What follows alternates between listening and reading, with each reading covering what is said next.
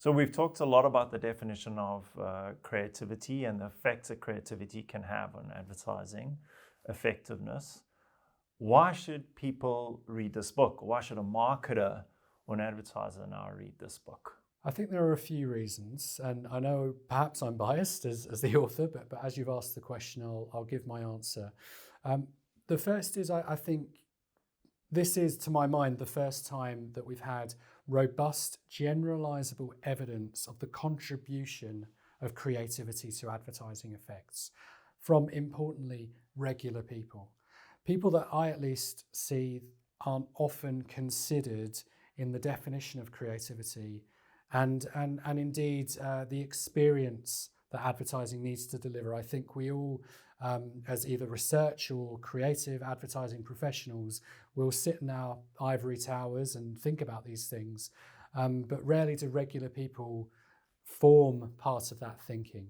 So that generalizable evidence, I think, is very helpful. If you're a marketer or you work at an ad agency and you're looking to convince your client to pursue a novel or original direction they haven't considered before, this book can provide you the evidence that, ironically, pursuing the safe and familiar is a path to mediocrity, whereas actually pursuing some form of originality, maybe anchored in distinctive brand assets you have, maybe anchored in, as we said earlier, empathy for your audience, is really the only way you're going to get to strong advertising effects. So the evidence is there.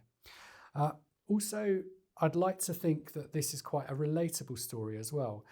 We've spoken a lot about the data and the thousands of cases. There aren't actually that many data points in the book. We try to be quite visual in the relationships that we observe. We don't want to have people drowning in data.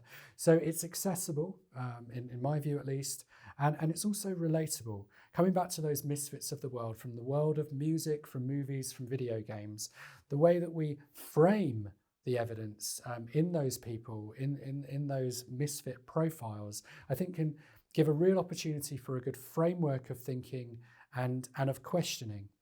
And on that note, I'd like to think that we don't necessarily preach about how creativity should be used in advertising.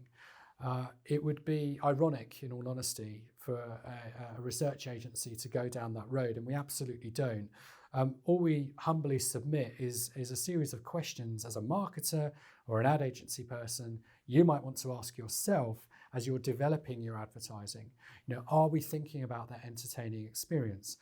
Have we seen this before? Are we using our distinctive brand assets as a source of creative inspiration? Do we have empathy for our audience? And on and on. So there's a series of questions that we think might become a catalyst to better use creativity as well.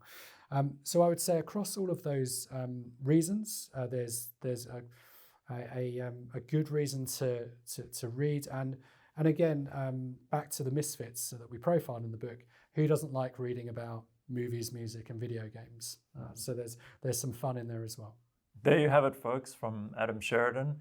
I think absolutely, Adam, you nailed it. A source of inspiration for many advertisers or marketers to really use in their conversations with their stakeholders, with their agencies, to really raise their bar in terms of advertising effectiveness.